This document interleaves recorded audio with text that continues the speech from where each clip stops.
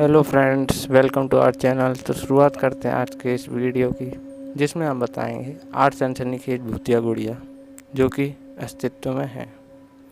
जैसा कि हम सबको पता है कि गुड़िया बच्चों का फेवरेट खिलौना तो होती है। आजकल मार्केट में ना जाने कितने इस तरह की ऐसी डॉल हमें मिल जाती हैं, लेकिन किसी श्राप या किसी इच्छा के चलते इन डॉल से बुरी एनर्जी आ जाती है। और कभी कभी ये एनर्जी इतनी बुरी होती है जो इन डॉल्स के मालिक उसे भी नहीं बख्शती। आज हम आपको इन्हीं भूतिया गुड़िया के बारे में बताने जा रहे हैं। तो शुरुआत करते हैं। एनाबेल।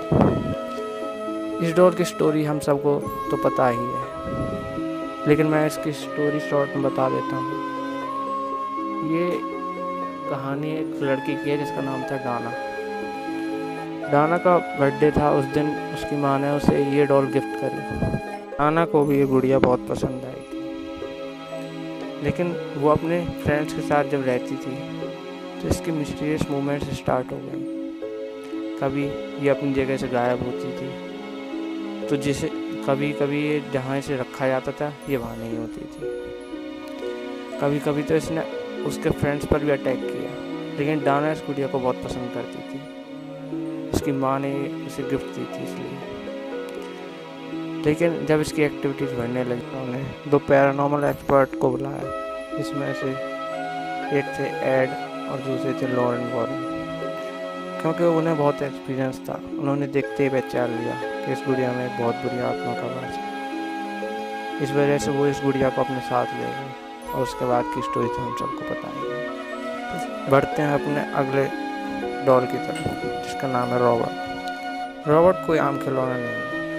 एक इंसान था जिसका नाम था रॉबर्ट ऑटो यूजीन। उसने ये खिलौना अपने नौकर को गिफ्ट दिया। जैसे कि हम किसी अपने फ्रेंड या रिलेटिव को गिफ्ट देते हैं, वैसे ही उसने ये डॉल उसे गिफ्ट दिया।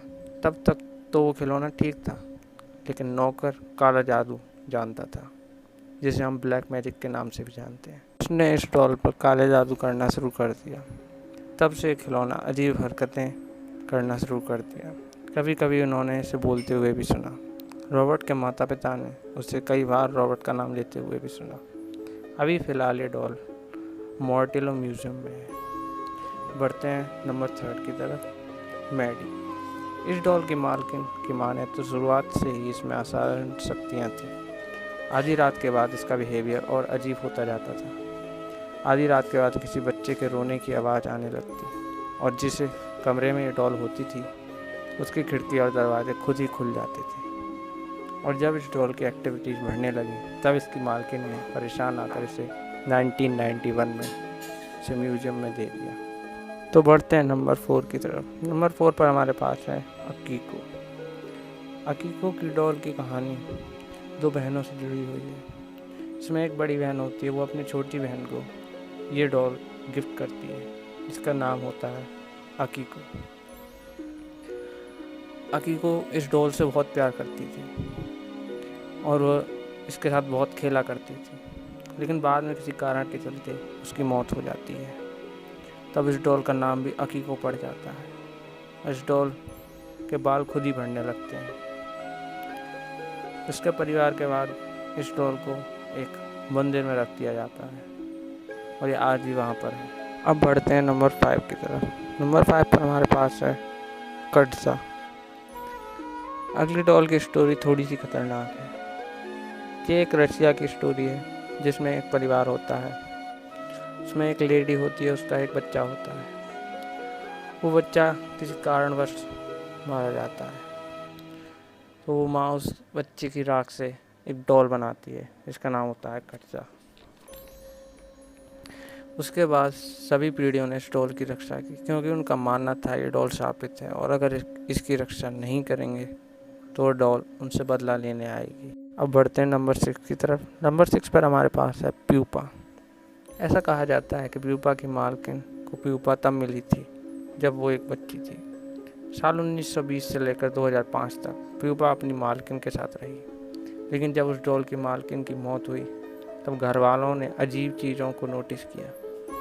घर में शोकेस में रखी डॉल के पास अगर कोई जाता तो वहाँ से गिलास खटखटाने की आवाज़ सुनाई देती।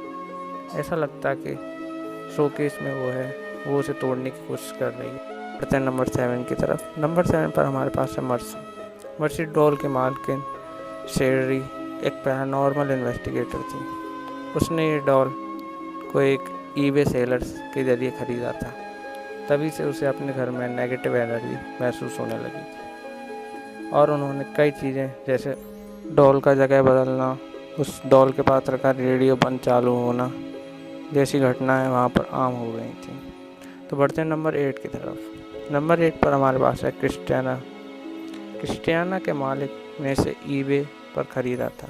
ये मालिक का कहना था अगर इसकी एक साथ बहुत सारी फ़ोटो खींची जाएं तो फ़ोटो में अजीब सी पिक्चर आती हैं। जैसे डॉल नॉर्मल बैठी है, हम उसके सामने उसका फ़ोटो खींच रहे हैं, तो वैसे तो वो नॉर्मल बैठी है, लेकिन फ़ोटो में कुछ अलग ही पिक्चर आती थी जिसमें कुछ अलग ही मूवमेंट होता था।